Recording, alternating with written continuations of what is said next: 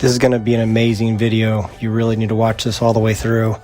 So years ago, I started analyzing the nuclear bomb and Hiroshima. Hiroshima was the only time a nuclear bomb had ever been deployed.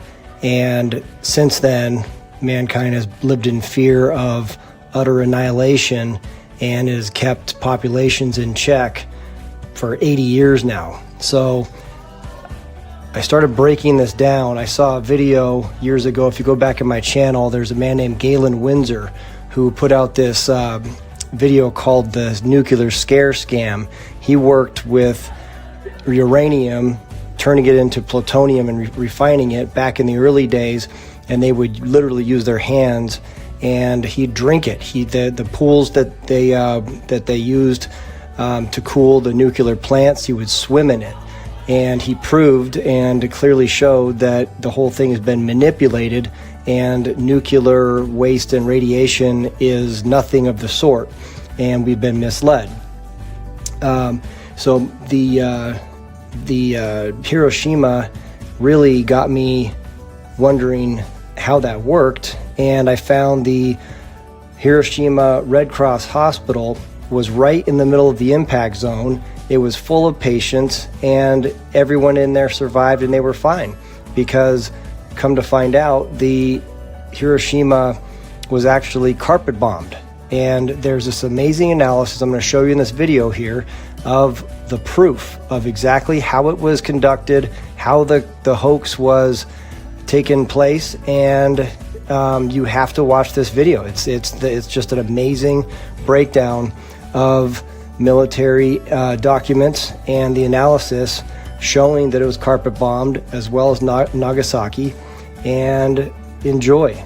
It's going to be about half an hour long, but I highly recommend watching it. It is full of amazing information, something you've probably never seen, and it's a whole new take on the nuclear missile and Hiroshima. And it's going to put your mind at ease, because if you've ever been worried about the atom bomb and utter annihilation, it's not possible. I'm not saying that there's other bombs or other catastrophic things that could be done to populations, but the atom bomb is not a real thing.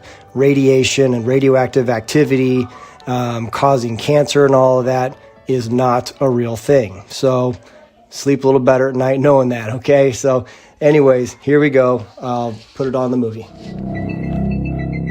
If the H.G. Wells atomic bombs didn't exist, then what destroyed Hiroshima and Nagasaki?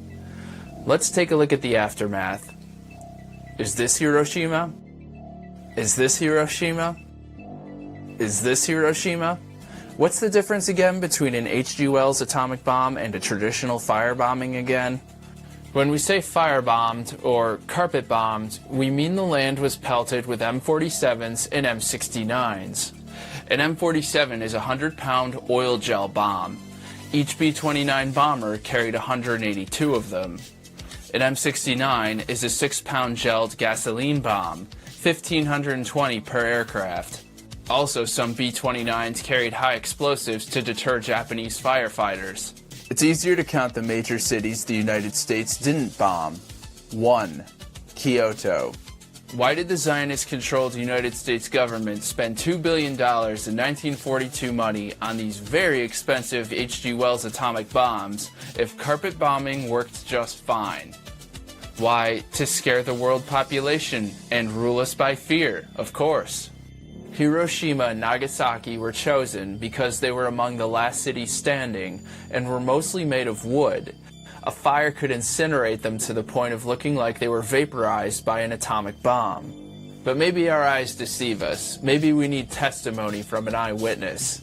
With his background as a combat pilot, aeronautical designer, engineer, manufacturer, and military strategist, Major Seversky's advanced viewpoint and opinions are of vital importance to every citizen. After visiting the major areas of the Pacific, I arrived in Japan. I began the study, to which I had been assigned, by making an aerial tour of the islands of Honshu and Kyushu, which encompass the main portion of industrial Japan. I flew over Tokyo, Yokohama, Yokosuka, Nagoya, Osaka, Kobe, Akashi, and dozens of other towns and cities which had been subject to intensive air attack. Some of these towns are so close together that they seem almost continuous industrial sites. All of these areas of annihilation presented approximately the same visual pattern. The smaller towns were totally burned out. Seen from above, the prevailing color was pinkish, the effect produced by the piles of ash and rubble mixed with rusted metal. Similar pinkish carpets were spread out in the larger cities, except that among them stood large and small modern concrete buildings in factory structure, unscathed bridges, and other objects that had withstood the impact. Many of the buildings, of course, were gutted by fire, but this was not apparent from the air. I was keyed up for my first view of an atom-bomb city, prepared for the radically new sights suggested by the exciting descriptions I had read and heard. But to my utter astonishment, Hiroshima from the air looked exactly like all the other burned-out cities I had observed. There was a familiar pink blot, about 2 miles in diameter. It was dotted with charred trees and telephone poles. Only one of the city's 20 bridges was down. Hiroshima's cluster of modern buildings in the downtown section stood upright. It was obvious that the blast could not have been so powerful as we had been led to believe. It was an extensive blast rather than intensive. I had heard of buildings instantly consumed by unprecedented heat.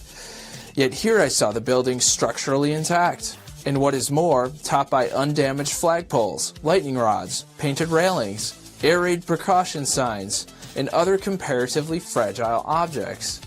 At the T-bridge, the aiming point for the atomic bomb, I looked for the bald spot where everything presumably had been vaporized in the twinkling of an eye. It wasn't there, or anywhere else. I could find no traces of unusual phenomena.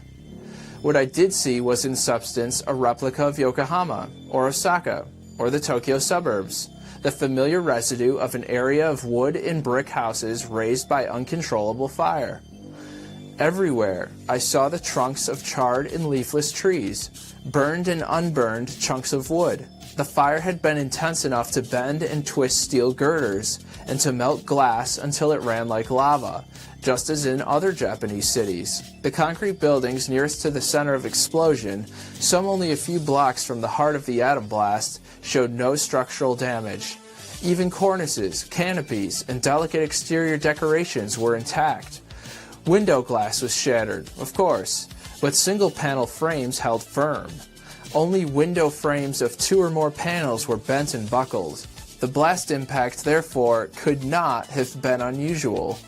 If Dziesiewski's observations hold merit, that would make 69 Japanese cities carpet-bombed. Or, you could believe the official narrative, that the B-29 Enola Gay flew 31,000 feet in the air and dropped a uranium bomb named Little Boy that detonated 1,900 feet over Hiroshima at 8:16 a.m. on the morning of August 6th and killed 80,000 people instantaneously. Also, you'd believe that the B-29 boxcar flew at an elevation of 30,000 feet with the plutonium bomb Fat Man, which detonated 1,650 feet over Nagasaki at 11:02 a.m. on the morning of August 9th between the Mitsubishi Steel and Arms Works in the south and the Mitsubishi Urakami Ordnance Works in the north, and supposedly killed 40,000 people. General Crawford Sams believed the hype, but not entirely. Sams was a medical doctor, one of 6 men who ran Japan under Douglas MacArthur from 1945 to 1952. He believed the atomic bomb existed, but indicated it was not very effective. He revealed in a 1979 interview that he was ordered to exaggerate its power. You see, it wasn't being like something in the publicity where a bomb went off and the city disappeared. No such thing happened. That was the propaganda for deterrence. There was a letter brought over by this first group that came up to Japan from the Philippines with me, from the Manhattan Project, in which the president was looking for a new deterrent against a future war, because air power had failed to prevent World War II. You know, if you have another war, air power will destroy civilization, and it failed because it hadn't even brought Germany to its knees.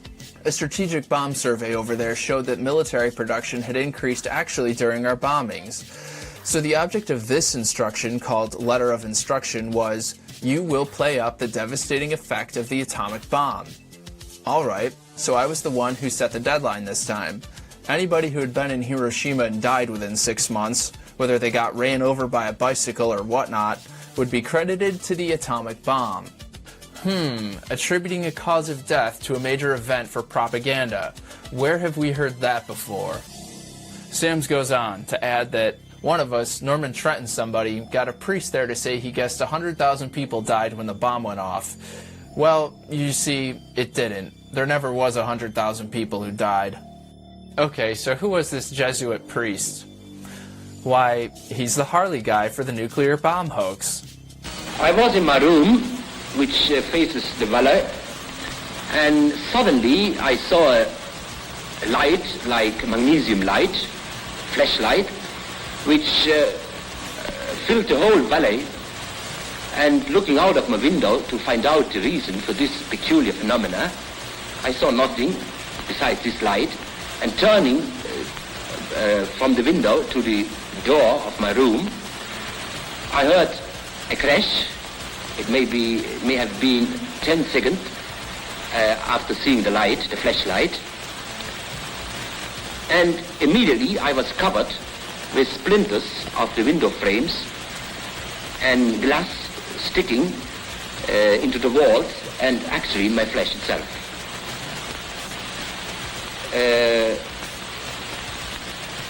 After a while, we saw a procession of people coming from the outskirts of the city up the valley. Many of them, most of them, were wounded, especially the parts of the body which were not covered by clothes, like hands, feet, back. All of us who lived through this experience at the spot estimate the numbers of deaths at least as 100,000. Mostly due to structural failure because the fire was just too intense. At least Harley guy can remember his lines. I'm just standing by right now. What is your opinion as to the story that the ruins of the city emitted deadly rays? Well, I think that it's just a rumor. Because I myself and others of us have worked in the city itself immediately after the explosion for several hours, and we felt no ill effect at all. If there was no harmful radiation, then it wasn't nuclear, was it? So if Hiroshima and Nagasaki were firebombed, when were they firebombed? For Hiroshima, the short answer is the night before. For info, we turn to the 7-volume series titled The Army Air Forces in World War II. It was published between 1948 and 1958 as an official release of the Office of Air Force History. The series editors were Wesley Frank Craven and James Lee Cate. They began work on the series during the war with FDR's blessing. In Volume 5, there is a table detailing the incendiary missions against secondary cities. If we skim down, we see that Imabari was bombed August 5th. Imabari is only 35 miles from Hiroshima. According to the 1977 history book, Ruined from the Air, tonight, as usual, the monitors had indications that Japan was in for another brutalizing series of raids. 30 bombers were en route to Japan to drop mines in the inland sea. 65 bombers were coming to bomb Saga. 102 planes were about to launch an incendiary attack on Maebashi. 261 bombers were heading for the Nishinomiya Mikaje area. 111 bombers were bound for Ube, 66 for Imabari. 66 bombers were bound for Imabari on the night of August 5th, and 111 bombers bound for Ube. Imabari was bombed twice already beforehand, once April 26th and the second time on May 8th. The book Inferno by Edwin Palmer Hoyt confirms these attacks, but also leaves doubt as to whether Imabari was completely razed by the time August 5th rolled around. If this were true, it would make bombing Imabari unnecessary.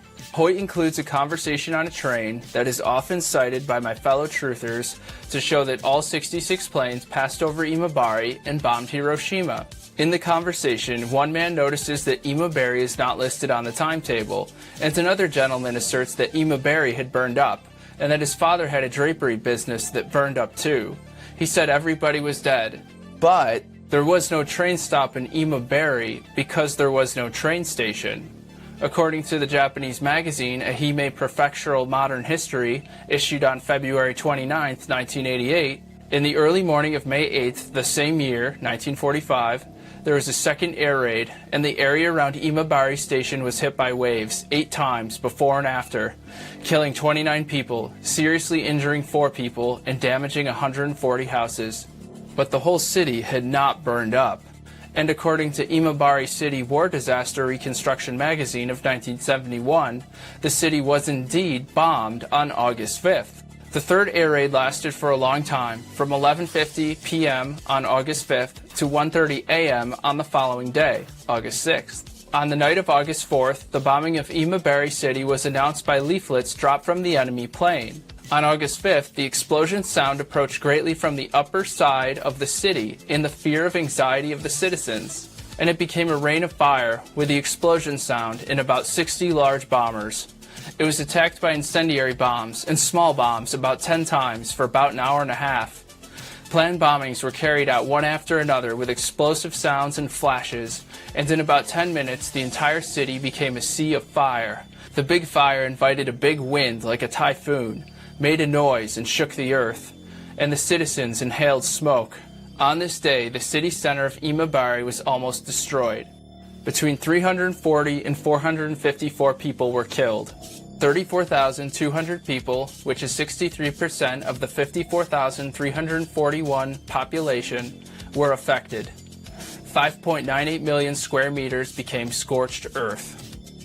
The problem here is, in spite of Imabari being bombed on August 5-6, it wouldn't take 66 bombers to cause this type of damage to this smallest city, and only kill 454 people. It's still possible that some of these bombers passed over the city and bombed Hiroshima. However, I propose that the real Hiroshima bombers were the B-29s heading for Ube the very same night. If we flip back to Ruin from the Air and cross-reference each city attacked on August 5th with the table from Army Air Force's World War II, I should expect to see every city on the list. We have Saga, Maebashi, Nishinomiya, Imabari, but no Ube. When was Ube last bombed? July 1st. The napalm created a firestorm. So where did those 111 bombers disappear to that flew out of Guam the night of August 5th? According to the book Final Assault on the Rising Sun by Chester W. Marshall, these planes were targeting an Ube oil refinery. The Ube plant was one of the few plants that remained in high production in Japan until we, the 315th Bomb Wing, came along. It was not only destroyed on August 5th, but also sunk when the surrounding dikes were breached and the area inundated. Apparently, an oil refinery is enough to warrant 111 bombers, but not enough to secure a spot on the Army Air Force's table of bombed cities.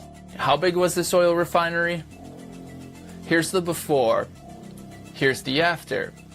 It's an area of 281 acres. 111 bombers for 281 acres of land, and combustible land at that. I don't think so. Where's Ube on the map? 75 miles from Hiroshima. Recap. It took 111 bombers to destroy an oil refinery and 66 to attack the small city of Imabari. We need a closer look at this. For comparison, let's look at Tokyo. On March 10th, it took 279 B-29s to set fire to 10,112 acres in Tokyo and kill 100,000 people. That's 279 planes set fire to 10,000 acres to kill 100,000 people. Imabari was 66 planes for 1,477 acres, which killed 454 people. Proportionally, with the number of planes and acreage burned, the damage to Imabari would have required 40 B-29s. 66 minus 40 leaves 26 left over. Let's set that number aside for now. Hiroshima had a 5 square mile area of fire damage. That's 3,200 acres. If we plug in Tokyo's numbers, each B-29 should be able to damage 36 acres. If we take Hiroshima's 3,200 acres and divide it by 36 acres that a B-29 is capable of burning, we get 89. It would take 89 B-29s to make Hiroshima look like Tokyo. 26 from Imabari's mission, 63 from Ube's. Or, for sake of secrecy, take all 89 from Ube's. 111 minus 89 would leave 22, and 22 B-29s would be ample to blow up the refinery. The United States had air superiority. There was little to no resistance from Japan at this time. Now, in regard to secrecy, each B-29 had an 11-man crew. Only the pilot would need to know where he's going. And not even all the pilots. Many would follow the squad leader. Because they're flying at night and the majority of the crew are young men of frat boy age, they wouldn't necessarily notice where they were going. They've been bombing Japan for a year. It's another day at the office. The crew who were supposed to know? Well, even the dumbest of accomplices can manage to keep silence under threat of death. The fact remains, the damage on the ground does not justify the firepower in the air, and these additional planes can't account for where they were as early as 7 hours before Hiroshima is set to be nuked. They're not flying in circles. Just to really drive home the point, let's get a second confirmation, and a third. The table is from F.J. Bradley's No Strategic Targets Left. He claims 106 planes were sent to Ube, but that's still enough to satisfy the damage at Hiroshima and the refinery. According to the narrative history documents of the 16th Bombardment Group, which was one of 4 units attached to the 315th Bombardment Wing, this was the most spectacular mission in which the 16th Group participated.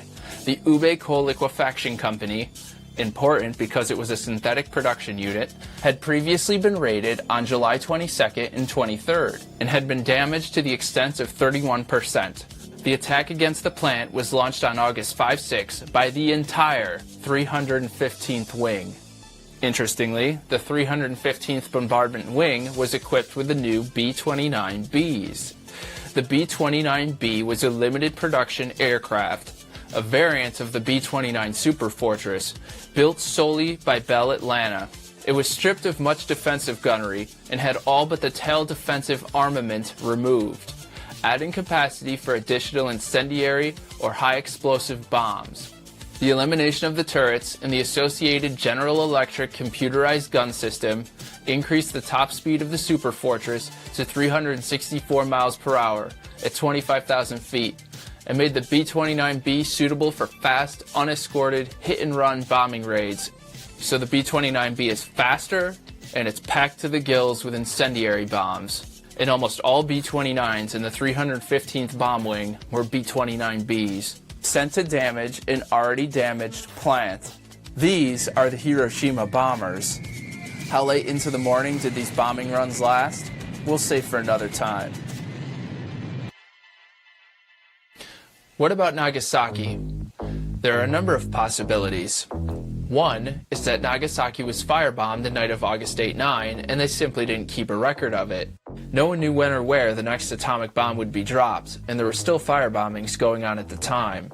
According to the Army Air Forces in World War II, Volume 5, while the world waited for a reply from Suzuki, the 20th Air Force kept hammering at Japan, dispatching on August 7th a 131-plane mission against Toyokawa, a large daylight incendiary against Yawata on the 8th, and on the following night a mining mission and 2 bomb strikes. On the 8th, also, the 509th Composite Group sent out 6 planes to drop pumpkin bombs on various targets. Where were these various targets? The 509th Composite Group is the one dropping the A-bombs. No book ever specifies. Why mention various targets at all? My strongest guess is that the Air Force fed the editors this information to cover their bases, in case a crewman ever jumped up years later and said, "Hey, we were doing bombings the night before Nagasaki, and it's not in the history books." Another possibility is that Nagasaki was firebombed the night of August 5-6, 3 days prior to the official August 9th, 1102 Fat Man detonation. LeMay would have told the bombers they were going to bomb Saga, and then have the flight leaders bomb Nagasaki instead. Nagasaki suffered 2,240 acres of damage. It would require 62 B-29s. How many flew to Saga on the night of August 5th?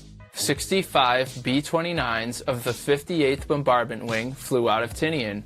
Was Saga really bombed? Yes, it was. How much damage did Saga City sustain?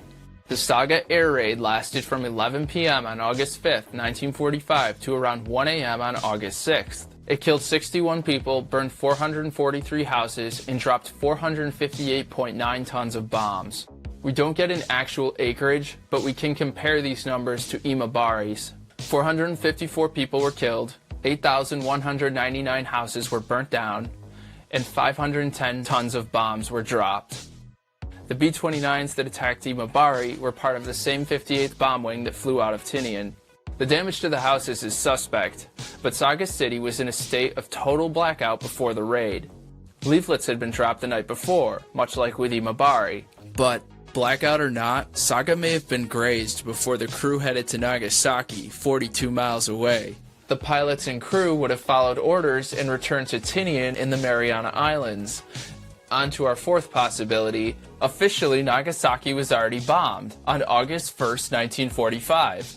A total of 50 bombers, including 24 B-24s and 26 B-25s, dropped 112 tons of bombs, mainly on munitions factories in the city. Heavy damage was inflicted on Mitsubishi Nagasaki Shipyard, the main target of the air raid, as well as Mitsubishi Steelworks, Nagasaki Medical College, and other important facilities. What the fuck? Mitsubishi Steelworks is where they dropped the atom bomb. Yeah, this one's not so much of a mystery. According to the Army Air Forces in World War II, Nagasaki had actually been hit on 5 occasions between August 10, 1944 and August 1, 1945, twice by B-29s, including a phenomenally effective chance strike by a single plane, and 3 times by 7th Air Force bombers from Okinawa. However, we're expected to believe the ridiculous story that Captain Frederick Bach, instead of flying his own B-29 on one of the most important days in aviation history, switched planes with Major Charles Sweeney. So, Sweeney piloted Boxcar with a Fat Man bomb on board, and Captain Bach piloted Sweeney's plane, the Great Artiste. According to the Air Force-approved textbook series, through a curious error caused perhaps by the removal of the names from the strike planes, the official communique stated that the Great Artiste carried the bomb on August 9th, and that mistake has been perpetuated in most published accounts, even those written by eyewitnesses. In 1946, discussion of a plan to retire the Great Artiste as a museum piece disclosed the error. The evidence of the serial numbers in the mission report is irrefutable, and has been confirmed to the author by Captain Bach, after contacting his handler, who explained that he had exchanged B-29s with Sweeney for that mission. Apparently the change was to avoid the necessity of transferring the scientific instruments. I'm calling bullshit right there. The scientific instruments were already on board the Great Artiste when they bombed Hiroshima. They didn't need transferring. The pilot doesn't even know what plane he was on 5 days after it happened. This is Major Charles W. Sweeney of Quincy, Massachusetts, pilot of the Great Artiste, the second B-29 to drop an atomic bomb on the Empire. Major Sweeney, give us some of the details of the whole flight. We were briefed on, of course, a primary and a secondary target as usual.